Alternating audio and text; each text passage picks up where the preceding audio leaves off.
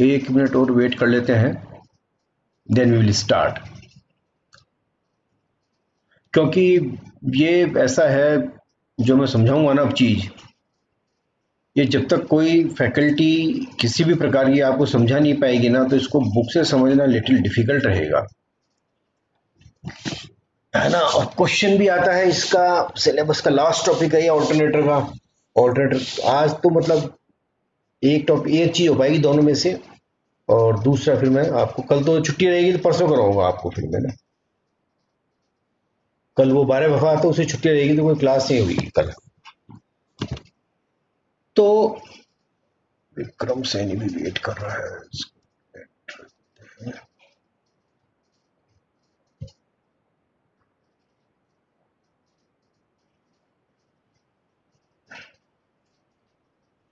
So we start now. जो भी आ गया बच्चा आ गया, ठीक है, जो नहीं आया वो नहीं आया।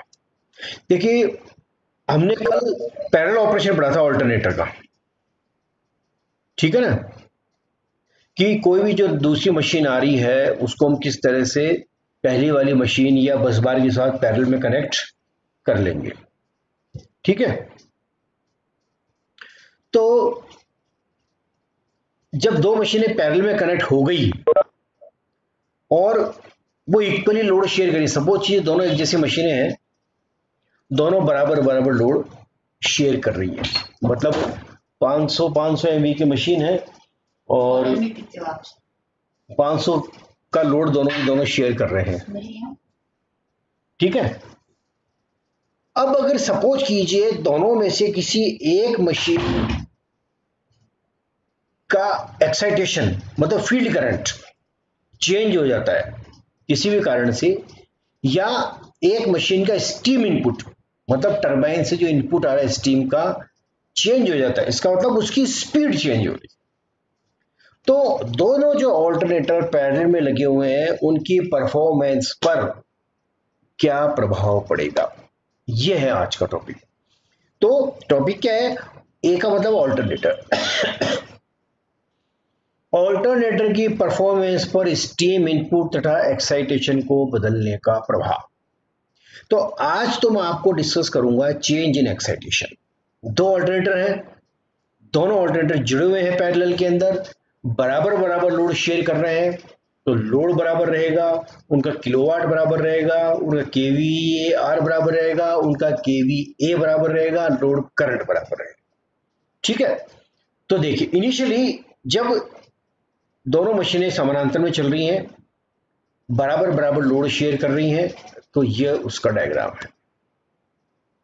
ये मशीन नंबर 1 है, ये मशीन नंबर 2 है। कौन सी नई है कौन सी पुरानी है इसमें जाने की जरूरत नहीं है, दोनों पैरेलल में जुड़ी हुई है, both are working equally, load दोनों का बराबर बराबर शेयर कर रहा है। ये है हमारी बस बार, ये दो कंडक्टर लगा रखे हैं, ये 3 फेज की बजाय अभी मैंने इसको सिंगल फेज से ही एक्सप्लेन कर रहा हूं, हालांकि ये 3 फेज होगा ऑल्टरनेटर, ठीक है। लेकिन एक फेज का एक्सप्लेन कर देता हूं तो सेम फिनोमिनन दूसरे फेजेस का भी हो जाएगा, तो उसमें इतना दिमाग लगाने की जरूरत नहीं है कि सर ये तो 2 फेज है 3 फेज है क्या है सिंगल फेज है, ठीक है। 1 फेज को लेके हम इसको एक्सप्लेन कर रहे हैं, क्योंकि 3 फेज का लाइनिंग बनाएंगे थोड़ा कॉम्प्लिकेटेड हो जाता है डायग्राम, एक्सप्लेनेशन वो का वो रहेगा, है ना, क्योंकि तीनों फेज के ऊपर लोड बैलेंस है।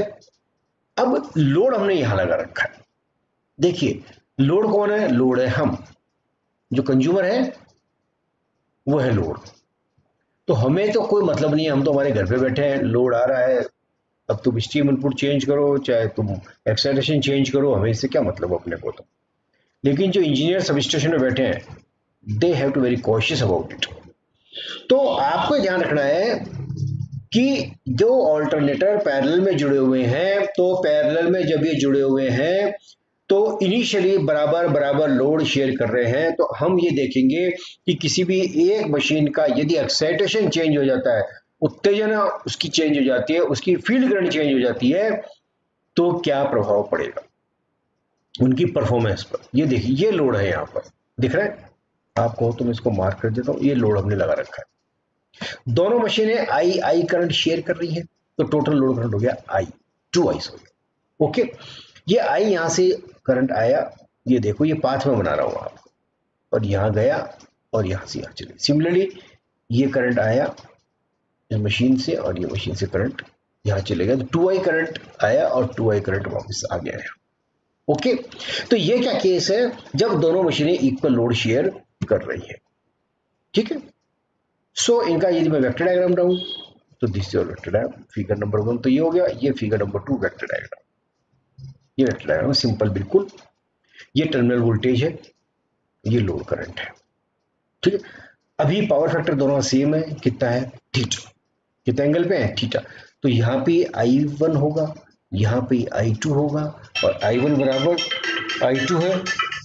ठीक है, तो दोनों का करंट बराबर है, I1 बराबर I2 बराबर I, तो टोटल करंट कितना हो जाएगा 2I हो जाएगा, टोटल करंट इज 2I।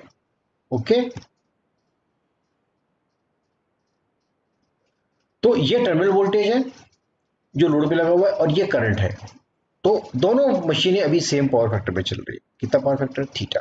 देखिए करंट कितना है I1 बराबर I और I2 बराबर भी I, तो टोटल करंट एक ही फेज में होगा, टोटल कितना हो जाएगा 2I, दोनों का मिला के। ये वेक्टर डायग्राम समझ में आ गया क्या भैया, ये वेक्टर डायग्राम समझ में आ गया, मैंने अनम्यूट कर दिया सबको। ये वेक्टर डायग्राम फिगर नंबर 2 को समझ में आ गया ना, कोई दिक्कत नहीं, सिंपल सा वेक्टर डायग्राम है तो, ठीक है ना। अब देखो क्या खेल होएगा, अब मैंने क्या हुआ, बोलो Shubham, now see this diagram. तो डायग्राम से पहले थोड़ा सी थ्योरी में बता दूं आपको। माना प्रारंभ में दोनों मशीनें एक समान लोड शेयर कर रही हैं, दोनों का करंट I1 बराबर I2 बराबर I है तथा दोनों समान पावर फैक्टर cos थीटा पर चल रही है।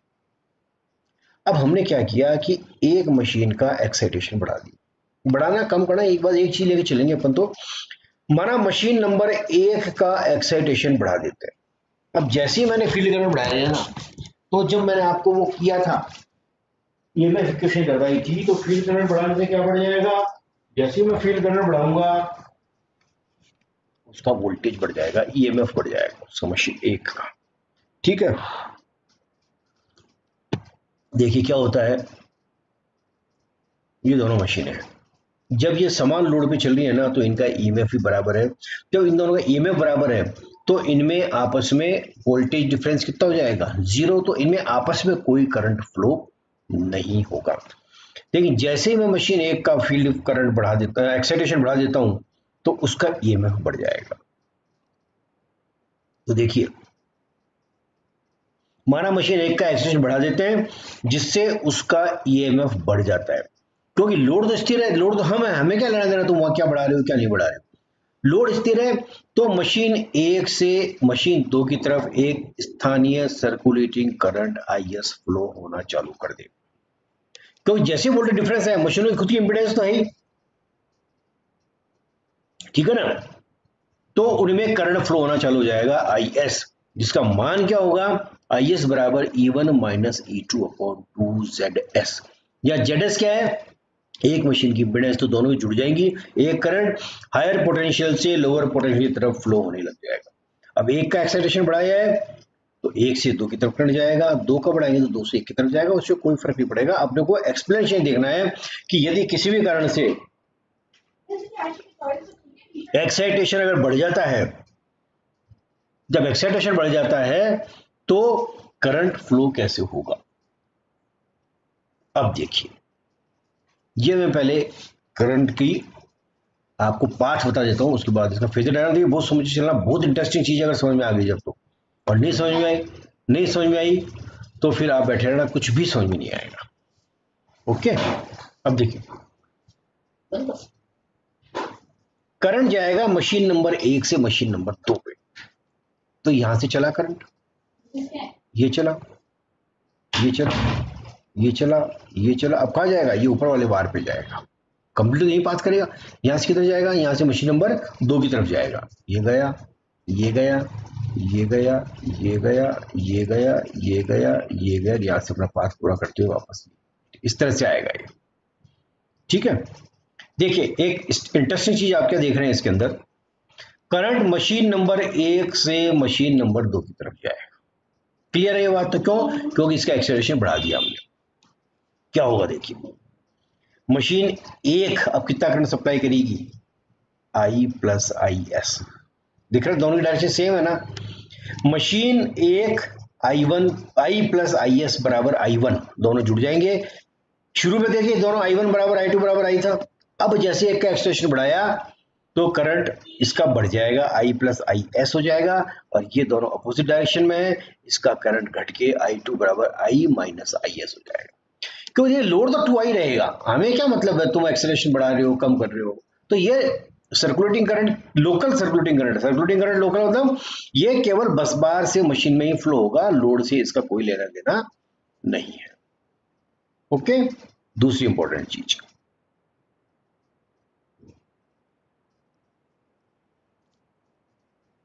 दूसरी महत्वपूर्ण चीज इसके अंदर क्या है, ये है मैंने निकाला current I S E1 minus E2 upon 2ZS। अब आपको ध्यान होगा जब मैंने सिंक्रोनस इंपेडेंस पढ़ाया था तब ये न्यूमेरिकल देखा था, उसके अंदर जो रिएक्टेंस था ना वो 2.99 ओम आ रहा था और रेजिस्टेंस का मान 0.3 ओम था।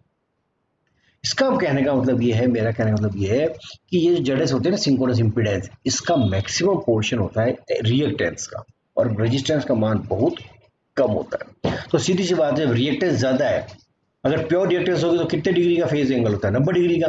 थोड़ा सा रेजिस्टेंस है तो फेज एंगल 90 डिग्री नहीं होके आईएस का जो फेज एंगल होगा ना वो होगा 80 से 85 डिग्री लगभग लैग, क्योंकि रिएक्टेंस इंडक्टिव है। तो यह आईएस वोल्टेज वी से लगभग 80 से 85 डिग्री लैग करता है, पीछे रहे। ठीक है, तो क्या हो जाएगा, अतः मशीन एक की कुल धारा I1 बराबर I प्लस आई एस हो जाएगी तथा मशीन दो का करंट I2 बराबर I माइनस आई एस हो जाएगा। ये तो समझ में आएगा। ठीक है, अब देखिए इसका मैं वेक्टर डायग्राम आपको बताता हूं लास्ट वाले डायग्राम में, क्योंकि ये ऊपर जो डायग्राम है थोड़ा छोटा है वो समझ में नहीं आया। ये दिस द डायग्राम, ये पूरा नहीं दिख रहा तो उसको मैं इसकी परसेंटेज थोड़ी कम कर देता हूँ इसकी, तो उससे आपको दिखने लग जाएगा पूरा कहां से होगा। ये दो चीज समझ में आएगी, आई एस बराबर E1 minus E2 upon 2ZS, और आई एस जो है वो वोल्टेज से 80 से 85 डिग्री लैग करेगा, पीछे रहेगा। I1 बराबर I प्लस आई एस और I2 बराबर I माइनस आई एस। ठीक है, okay, this the diagram, complete diagram. अब ये आपको दिख रहा है, ये डायग्राम दिख रहा है, ये तो वेक्टर बी है, देखिए दिस द वेक्टर बी है ना, ये ध्यान रखना है आप। अब देखिए जो ब्लू लाइन है ना, ये पुराना जो ऊपर जो डायग्राम बताया था, व्हेन आई बराबर I1 बराबर I2, ये देखिए थीटा डिग्री है, ये theta degree, this is theta, ये आई है आपका। तो ये करंट आई था और दूसरा करंट भी आई था, तो टोटल मिला के 2I हो गया था ये वेक्टर। ओके, और ये आपका आई एस है, ये जो रेड कलर से जो लाइन मैंने सिंगल क्रॉस लाइन दिखा रखी है ना, ये आई एस है। मैंने क्या कहा आपको कि जो आई एस है ना ये वोल्टेज से 80 से 85 डिग्री लैग करेगा।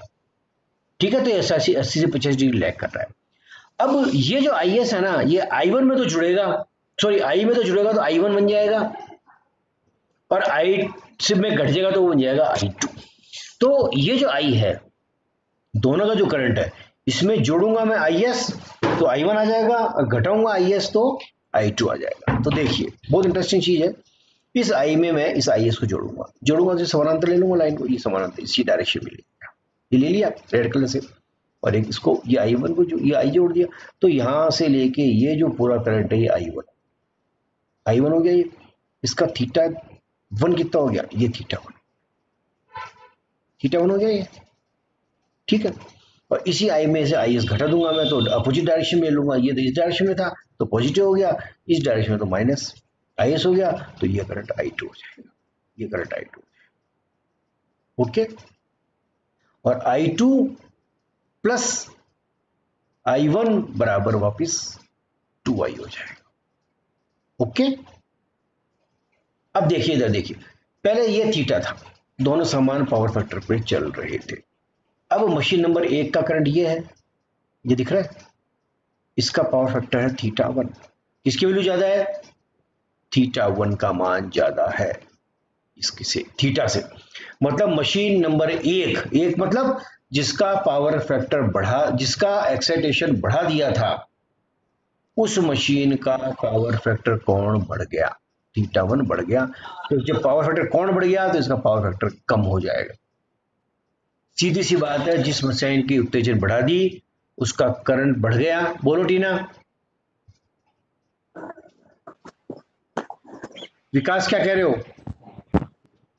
मैंने सबको अनम्यूट कर दिया है, कोई दिक्कत हो तो मेरे को पूछ लीजिए आप, बैठे मत रहिए ब्लैंक, ठीक है ना।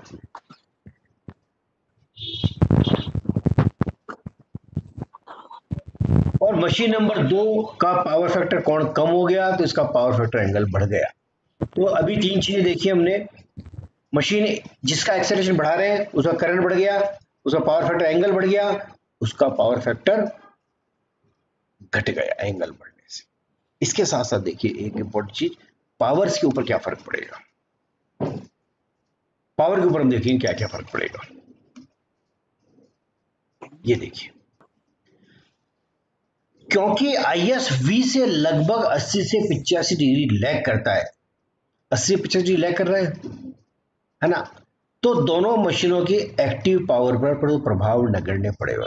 एक्टिव पावर का फॉर्मूला क्या होता है, V I cos theta, V I cos theta. अब थीटा कितना 80 से 85 है, कॉस 90 जीरो होता है, तो लगभग एक्टिव पावर पे तो प्रभाव नगण्य पड़ेगा, लेकिन दोनों की रिएक्टिव पावर पर प्रभाव पड़ेगा, रिएक्टिव पावर पर प्रभाव पड़ेगा। चित्र 4 से स्पष्ट है कि मशीन 1 का केवीआर बढ़ जाएगा, मशीन 2 का केवीआर घट जाएगा। कैसे घट जाएगा, ये बढ़ेगा, ये काम होगा सारा पावर फैक्टर से, है ना, क्योंकि थीटा बढ़ गया ना, मशीन 2 का क्या बढ़ गया, थीटा बढ़ गया, तो रिएक्टिव पावर क्या होती है, वी आई साइन थीटा। जब थीटा बढ़ गया तो साइन थीटा का मान बढ़ जाएगा, इसका मतलब इस मशीन का, एक मशीन का केवीआर बढ़ जाएगा, जबकि थीटा 2 का मान कम हो गया थीटा से, तो मशीन 2 का रिएक्टिव पावर का मान कम हो जाएगा, तो उसकी रिएक्टिव पावर कम हो जाएगी मशीन नंबर 2 की, और मशीन नंबर 1 की रिएक्टिव पावर बढ़ जाएगी। ये देखिए इनिशियल डिस्ट्रीब्यूशन है डायग्राम, ये दोनों मशीनों में केवीए ट्रायंगल है, एक मशीन का ये है और एक मशीन का केवीए ट्रायंगल ये है। दोनों शुरू में थीटा थीटा पावर फैक्टर पर चल रही थी, तो दोनों पावर फैक्टर थीटा थीटा हो गया। इसका KW1 मशीन नंबर 1 का, मशीन नंबर 2 का ये है KW2, ये तो यहाँ ले लो चाहे। मशीन नंबर 1 का KVAR ये है, ये यहाँ बता रखा है। मशीन नंबर 2 का KVAR2 ये है, और मशीन नंबर 1 का KVA1 ये है, और इसका KVA2 ये है। ओरिजिनल डिस्ट्रीब्यूशन में इनिशियली एक्साइटेशन जब समान है दोनों का, उस समय दोनों की किलोवाट बराबर है, दोनों का KW बराबर है, दोनों का KVAR बराबर है, दोनों का KVA बराबर है, ये लिखा हुआ है फिगर 3 के अंदर। तो ओरिजिनल डिस्ट्रीब्यूशन जो है ना, उसमें क्या है, KW1 बराबर KW2 बराबर KW, KVAR बराबर KVAR2 बराबर KVAR, और KVA1 बराबर KVA2 बराबर KVA। अब क्या हुआ कि मशीन 1 का थीटा बढ़ गया, ये बढ़ गया, ये बढ़, इसका थीटा बढ़ेगा, जब ये तो सेम रहेगा, ये तो सेम रहेगा, थीटा कैसे बढ़ेगा, जब ये जो लाइन है ना, ये थोड़ी सी राइट साइड में इंक्लाइन हो जाएगी। इंक्लाइन कब होगी, जब इसका ये लाइन बढ़ जाएगी, ये सब बढ़ के यहाँ आ जाती है, दिख रहा है ना, तो ये KVA तो बढ़ जाएगा, KVA तो, लेकिन KVAR भी बढ़ जाएगा। ये देखो नीचे डायग्राम बता रखा है मैंने, ये देखिए, ये थीटा 1 हो गया इसका, तो ये KVAR इसका बढ़ गया, ये बढ़ गया, देखिए पहले की तुलना में। जब KVAR बढ़ गया, KW तो कांस्टेंट है, तो KVA भी बढ़ जाएगा, तो इसका मशीन का KVA बढ़ जाएगा, इसका मतलब इसके ऊपर और लोड पड़ जाएगा, बढ़ जाएगा, और ओवरलोड हो जाएगी मशीन। तो मशीन नंबर 2 का KVAR बढ़ जाएगा, 1 का KVAR बढ़ जाएगा, KW दोनों का सेम रहेगा, मशीन 1 का KVA बढ़ जाएगा, मशीन 2 का KVA कम हो जाएगा, क्योंकि इसका KVAR कम हो गया, ये देखिए कम हो गया ना, क्योंकि थीटा बढ़ गया, इसका थीटा कम हो गया, तो ये अंदर की तरफ झुक जाएगा। तो फाइनली कंक्लूजन क्या रहा, फाइनली कंक्लूजन ये रहा कि एक्साइटेशन को बदलने का ऑल्टरनेटिव लोडिंग पर प्रभाव, ये तो मैंने दिखा दिया आपको, ऊपर ये जो डायग्राम है ना, इस डायग्राम, ठीक है, ये मशीन 1 का θ1 बढ़ गया, इसका करंट बढ़ गया, इसका पावर फैक्टर कम हो गया, इसका किलोवाट सेम है, इसका केवीआर बढ़ गया, इसका केवीए1 बढ़ गया। इसका मतलब ये जो मशीन है शुरू में दोनों मशीनें बराबर बराबर लोड ले रही थी, लेकिन जैसे ही मैंने मशीन एक का एक्साइटेशन बढ़ाया, करंट ज़्यादा फ्लो होने लग गया और वो मशीन का केवीए बढ़ गया। इसका मतलब वो मशीन के ऊपर लोड ज़्यादा लेगी वो। तो अगर 250 एमवीए की मशीन है, शुरू में दोनों 250 एमवीए लोड ले रही थी, तो मशीन एक ओवरलोड हो जाएगी और मशीन 2 अंडरलोड हो जाएगी, जबकि लोड बराबर है। ठीक है ना? तो ये इफेक्ट पड़ेगा एक्साइटेशन का। समराइज यदि करूं मैं इस इफेक्ट को, तो इसका इफेक्ट को समराइज करूंगा तो एक छोटा सा ये मैंने बता रखा है, इसको आप याद कर लीजिए। दिस द केस, एक मैंने डायग्राम से वैसे ही बता दिया है। मशीन 1 का एक्साइटेशन बढ़ाया मैंने और मशीन 2 को एज इट इज रखा है, कुछ नहीं किया, तो इसका एक्साइटेशन वोल्टेज बढ़ जाएगा, E1 का मान बढ़ जाएगा। पहले E1 और E2 दोनों बराबर थे, E के बराबर थे, तो कोई करंट फ्लो नहीं हो रहा था। अब E1 बढ़ गया, ये E2 तो कांस्टेंट ही रहेगा, तो मशीन नंबर 1 का करंट बढ़ जाएगा। I1 बराबर क्या हो जाएगा, I प्लस IS, और इसका करंट घट जाएगा, I2 बराबर I माइनस IS। दिख रहा नहीं है? सो अल्टीमेटली क्या इफेक्ट पड़ा? अल्टीमेट इफेक्ट ये पड़ा कि इसका करंट बढ़ गया, इसका करंट कम हो गया। मशीन 1 का पावर फैक्टर एंगल बढ़ गया, थीटा से कितना हो गया, θ1, और इसका पावर फैक्टर कम हो गया, पावर फैक्टर एंगल कम हो गया, थीटा से हो गया θ2। जब इसका एंगल बढ़ गया तो पावर फैक्टर इसका घट जाएगा, क्योंकि पावर फैक्टर क्या होता है, cos थीटा। तो थीटा अगर बढ़ गया तो cos का मान कम हो जाएगा, तो मशीन 1 का पावर फैक्टर घट जाएगा, जबकि मशीन 2 का पावर फैक्टर बढ़ जाएगा। दोनों की किलोवाट बराबर बराबर रहेंगे। मशीन 1 का केवीआर बढ़ जाएगा, मशीन 2 का केवीआर घट जाएगा। मशीन 1 का, जब देखिए ये तो समान है, केवीआर बढ़ गया तो केवीए ऑटोमेटिकली बढ़ जाएगा। मशीन 1 का केवीए बढ़ जाएगा, मशीन 2 का केवीए घट जाएगा। तो ये समराइज शीट है पूरी की पूरी। यदि आप इसको देखना चाहें कि कौन सी चीज बढ़ रही है, कौन सी चीज कम हो रही है, तो ये एक मैंने बिल्कुल समराइज कर दिया। ठीक है, ये चीज है। तो आपको ध्यान रखना है, ये 10 नंबर का क्वेश्चन आएगा, एक ही आएगा जब, है ना। स्टीम इनपुट वाला मैं कल करवाऊंगा, आज ये एक्साइटेशन का करवाया मैंने आपको। तो आपको डायग्राम देखिए ध्यान से बनाना पड़ेगा। तो एक तो ये डायग्राम, ये वाला डायग्राम, ठीक है। इसमें ये जो ऊपर जो मैंने डायग्राम है ना, उसको एक्सपांड कर दिया मैंने, बस केवल कुछ नहीं किया। ये जो डायग्राम है ना, ये डायग्राम, ये थोड़ा सा हो सकता है समझ में नहीं आता, और कलर भी नहीं है। उसमें क्या किया मैंने, जो नई चीज एडिशनल आई उसको कलर कर दिया रेड कलर से, तो समझ में आसानी से आएगा। इस डायग्राम की जरूरत नहीं है, वो डायग्राम मैंने बिल्कुल उसको लास्ट में बता दिया है आपको, ठीक है ना। तो ये सारा का सारा एनालिसिस है ऑल्टरनेटर की परफॉर्मेंस पर एक्साइटेशन को बदलने का प्रभाव। इसमें मशीन नंबर 1 का एक्साइटेशन बढ़ा दिया हमने, तो उससे उसका करंट बढ़ जाएगा, उसका पावर फैक्टर एंगल कम हो जाएगा, उसका पावर फैक्टर एंगल ज्यादा हो जाएगा, उसका पावर फैक्टर कम हो जाएगा। दोनों मशीनों की किलोवाट रेटिंग बराबर रहेगी। मशीन 1 जिसका एक्साइटेशन बढ़ा दिया, उसका केवीआर बढ़ जाएगा, उसका केवीए भी बढ़ जाएगा। इसका मतलब मशीन 1 जो है, जिसका मैंने एक्साइटेशन बढ़ा दिया है, वो मशीन ओवरलोड हो जाएगी, दूसरी अंडरलोड हो जाएगी। जबकि हम लोड को नहीं बढ़ा रहे हैं, लोड है हमारा 2i है अभी तक भी, लेकिन एक्साइटेशन को यदि हमने चेंज कर दिया, उससे लोडिंग के ऊपर क्या इफेक्ट पड़ा, मशीन 1 ओवरलोड हो जाएगी, मशीन 2 अंडरलोड हो जाएगी। यदि ऑब्जेक्टिव टाइप क्वेश्चन आता है कि दो अल्टरनेटर समानांतर में जुड़े हुए हैं, और यदि अल्टरनेटर 1 का एक्साइटेशन या उत्तेजना को बढ़ा दिया जाता है, तो लोडिंग पर क्या प्रभाव पड़ेगा। क्वेश्चन ABCD है। मशीन 1 का ओवरलोड हो जाएगी, मशीन 2 ओवरलोड हो जाएगी, दोनों ओवरलोड हो जाएंगी, दोनों अंडरलोड हो जाएंगी। आंसर ए होएगा, मशीन 1 ओवरलोड हो जाएगी। ठीक है, कुछ पूछना है क्या भैया? शुभम, अतुल, इसको मैं एक बार को अनम्यूट कर दिया मैंने सबको। कुछ पूछना भैया किसी को कुछ? इसको मैं यूट्यूब पे भी डाल दूंगा अभी, और नोट्स आपको डाल के रखे हैं मैंने पहले। और वो स्ट्रीम इनपुट का भी कल तो छुट्टी है, परसों कराऊंगा मैं स्ट्रीम इनपुट का। ठीक है, हाँ बोलो अतुल, बंद करें। Okay, yes sir. लोगे जब समझ में आएगा। देखो भैया, मैं शुरू में कहता था काफी इंटरेस्टिंग चीज है। ठीक है, ओके।